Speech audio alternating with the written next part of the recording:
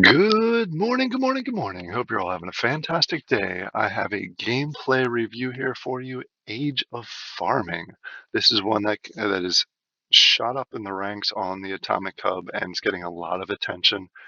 So what I wanted to do is I wanted to go ahead and give you a full review of the game and really a look at the roadmap in the future where I think a lot of the potential of the game is. Overall, I think this game has a lot of potential, but it's really, really dependent on if they implement what's on the roadmap. So keep that in mind as you're going through this because the initial phase is similar to another game that we are all familiar with, but the potential, again, is in the long run. Before we dive into the game details and the gameplay itself, let me go ahead and throw out the disclaimer. I am not a financial advisor. This is not financial advice. Please understand that. Do your own research. Don't just listen to me because you saw me on a YouTube video. Make sure that you make the right decision for your situation. All right, now that we have that out of the way, let's go ahead and get started.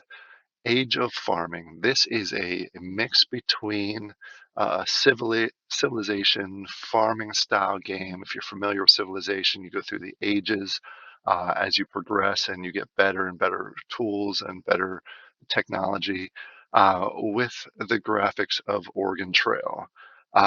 If you're a person that loves the detailed graphics of some of these games, might not be the option for you, but if you're nostalgic of the old Apple IIgs style games, you're going to love this art style.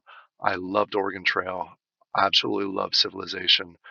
So this pulls up a lot. This pulls on the nostalgic heartstrings for me. Let's go ahead and dive in there from a website perspective. It's pretty straightforward. You are doing a farming game, basically trying to build a civilization and going through the Stone Age and throughout the Bronze Age, and then the Iron Age. As you progress through the different ages, you get better technologies, uh, better tools, and you're able to be more effective, more efficient, and do different styles of games. I am going to really kick off here with the elephant in the room.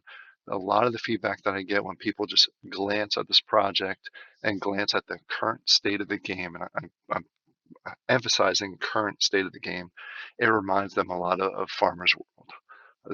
The mechanics in the current state and kind of the look and tools is very similar to Farming World phase one, initial phase. I understand that, and I'm what I'm trying to look at, and if you've seen any of my other videos, my focus is on long term of games. So I'm focusing on the potential of this game, and I think the potential is really good if they implement the items that they're promising. So I want you to keep that in mind as we go through, because when we do look at the gameplay, you are going to see similarities. But that's why I want to start with the website and the roadmap, so you understand what's coming in down the road. As far as the basic mechanics go, they have the normal crafting that's a way you can upgrade tools and get into tools, and they have a neat twist to their crafting that makes them more similar to Goldman than Farmer's World. So I'll show you that here when we get to the gameplay. Mining, housing is also different. This is a different twist to it. Basically, you start out with six villagers, and each villager can use a tool. So basically, you can use six tools at the beginning. You have the option and ability to create tents down the road and buildings that allow you to expand to additional villagers. That gives you more capacity and more efficiency and more production. Hunting, it's kind of neat because you not only have the hunting for food for energy, but down the road you'll have the ability to get leather off of the food too, which allows you to craft other items. Logging is pretty standard. Energy is pretty standard. As far as the NFT goes, they are again the Oregon Trail style graphics. Right now there are three main tools in game: the axe, the pickaxe, and the spear. Axe does wood, pickaxe does stone, and spear does food. And there's five different rarities of each of them. Basically, as you go up in the rarity, the higher production. I'll show you that in the white paper here in a few minutes. Um, so keep that in mind. But the thing I really wanted to focus on this page is the roadmap, and this is where all the potential is. There's huge amounts of potential. Right now, they have the stone tools, they have the crafting in place, But as far as this first age, not a lot of the other stuff is in place yet, but will be soon. Seasons is in place. Um, you'll have the ability to do, as I mentioned, skins and tents, dogs and bows, which gives you a higher efficiency in food production. Burial mounds, they take into account when villagers die, what's going to happen with those, so you have that additional structure. But when you start getting into the fun is when you start getting into other ages. You have irrigation, you have thatching, you have seasonal clothing, because each season is going to have different benefits and hardships. So, for example, winter, you're going to have a tough time doing any farming, but you need the seasonal clothes, which will come down the road. Also, you can domesticate animals, irrigation I mentioned for the farming, and then you get into some of the cool stuff. You get into horse and carts. Thieves are going to be a thing. Player versus player attacking neighbors is going to be a thing. Tools, and this is, like I said, this is where the real potential of the game comes in down the road. So I want you to keep that in mind. Again, I keep highlighting on that because you'll see that here in a second. So there's a lot of cool things here in the future. Let me highlight a few other things um, that before we jump into the game itself. The housing system, I'll skip over these because I'll cover these items here soon. What I wanted to show was the housing items. Again, you start with six humans in your colony. That will grow with tents in this first age and then buildings down the road. The food system, you gather your food, and that helps with the energy. Crafting, I'll go into that in more detail.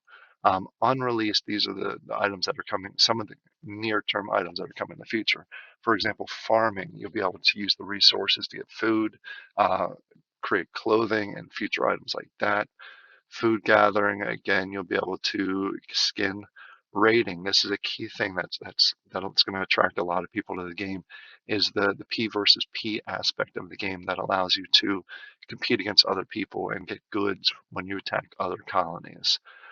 In addition to that, I wanted to go through the tokenomics. Right now, there are the three tokenomics. You have the wood, stone, and food.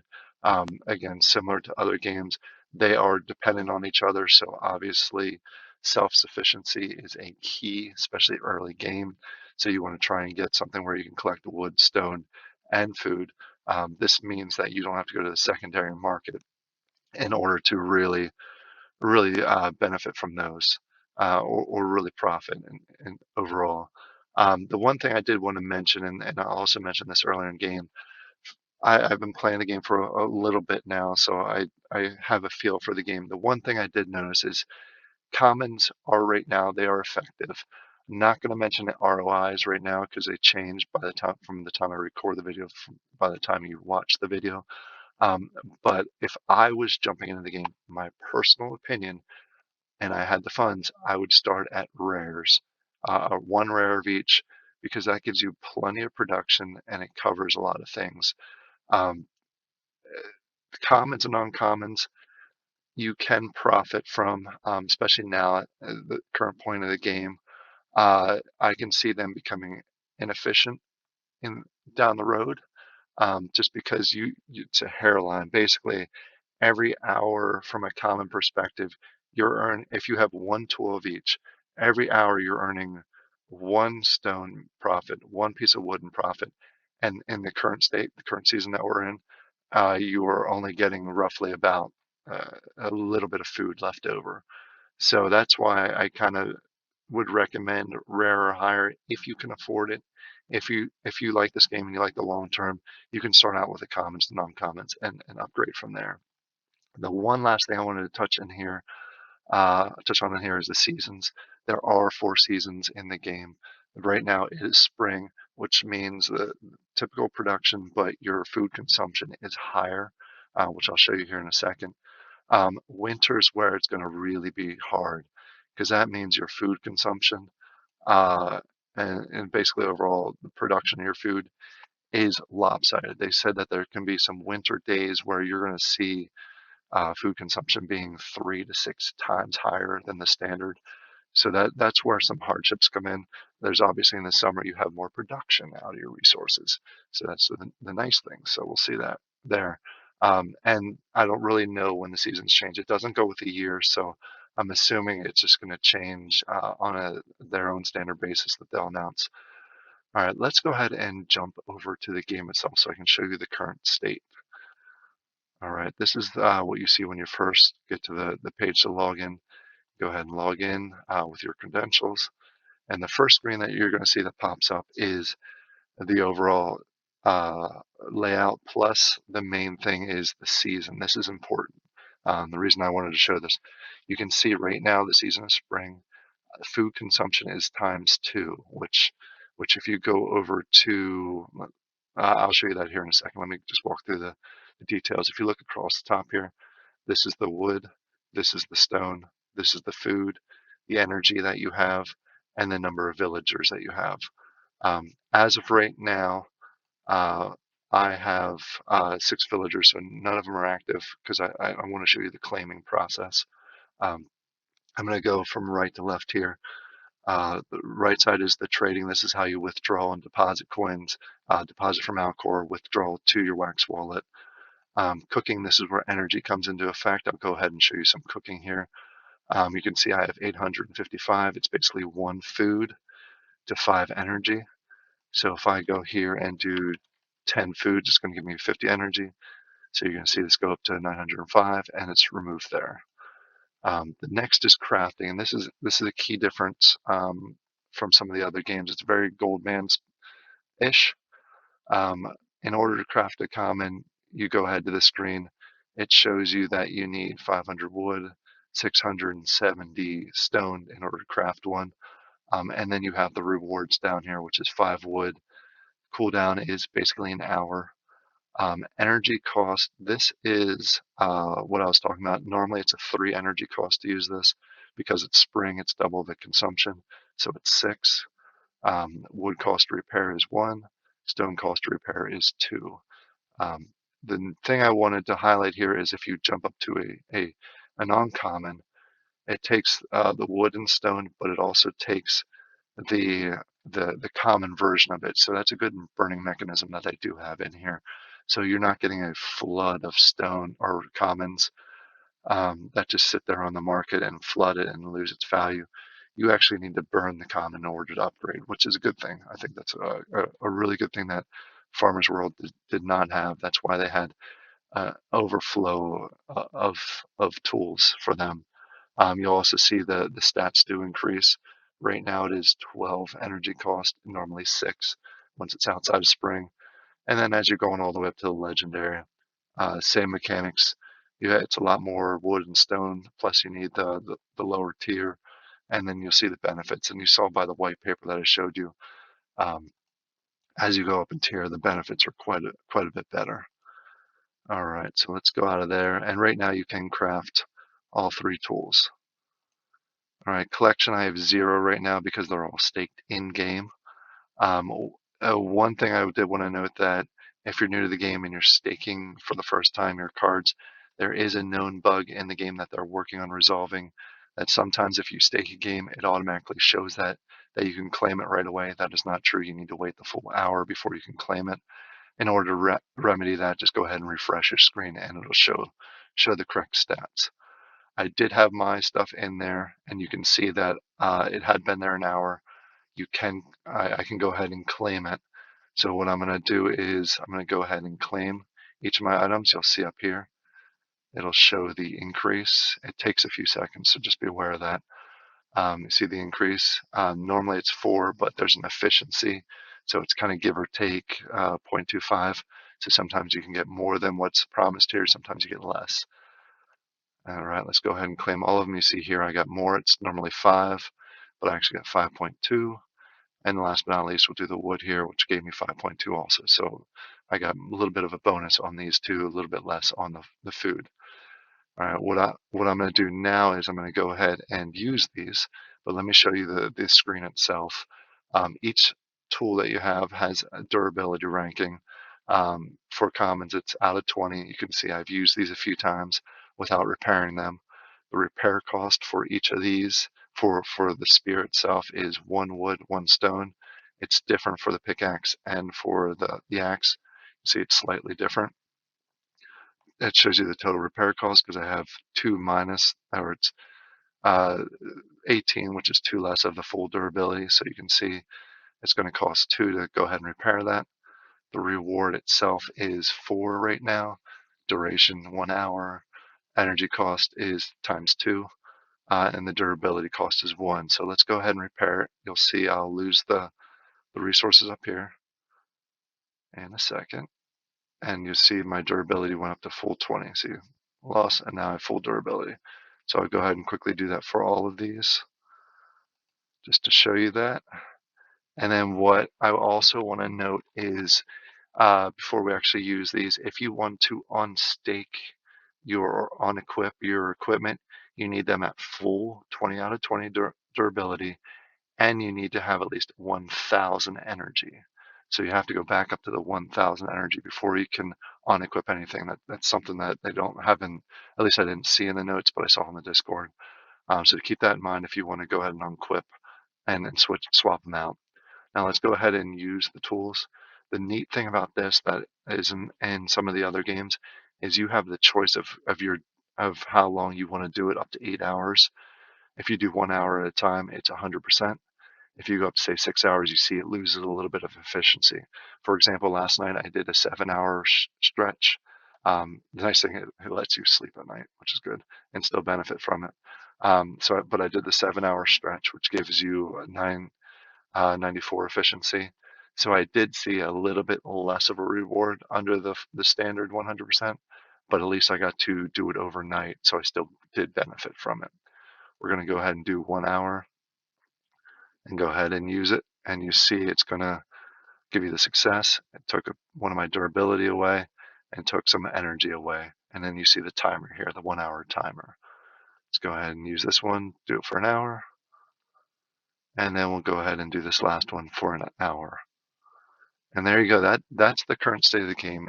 And you see up here on the top here, it did use my villagers. So if I had 6 tools, I can go ahead and do it for all 6 of my villagers, which is cool down the road. That's the basic state of the game. As I mentioned, let's go ahead and do a recap. As I mentioned, the current state of the game is very, very, very similar to some of the other games out there. It's a combination of Farmer's World and Goldman. Then I see some of the characteristics. Again, the future state of the game is where the potential is. All of this is predicated on is if the developers do what they say they're going to do, which I have no reason to not believe that they're going to do what they're going to do. There's so much potential in the different ages. There's a clear-cut development process that they're doing that gives a lot of benefits and a lot of fun stuff for people to try. So that's what I'm looking at. I like this game. I'm going to continue to look at the potential of this game and keep an eye on it. Could potentially be something that I really want to do down the road. Uh, if I jump into it full steam, I will do rares or better. That's just my personal situation, personal opinion. But it is viable right now from a common perspective. It at the time of this recording, based on the ROI calculator that's in the Discord, which again, I'm not going to say numbers because it's going to change. Commons are profitable, so that's a good thing. And obviously, as you go up, it gets much more and more profitable. I hope you all enjoy this. I did want to mention one thing. They are going to have a blending event that's going to go on here on the 23rd, which is today. I forgot what date it was. Today, starting at 5 p.m. UTC, which I think it may have already started. It's a blending event. Basically, you take, instead of just going through the crafting process to upgrade, if you don't have the resources yet, you can go ahead. If you have 3 of an item, you can blend it. The neat thing that they're doing with the blending is, for example, if you have 3 commons that you want to blend to an uncommon, you have a 95% chance at getting the uncommon, and you have 5% chance of getting higher, for example, a rare or an epic. So you have that chance of just skipping a step. I love when products do this, gives you that bonus there. That's pretty neat to do. So keep that in mind if you have that, and take a look at the Atomic Hub prices to see if it makes sense to potentially, excuse me, potentially cheaper to buy 3 of these instead of buying 1 of these and doing that blending. So keep that in mind. I hope you all enjoy this game. It looks super neat from my perspective. So keep that in mind. I hope you all have a fantastic day. Go ahead and comment down below what you think of the game. Think of the potential. Again, potential of the game, the long-term run of it. All right. Hope you have a great day. Bye.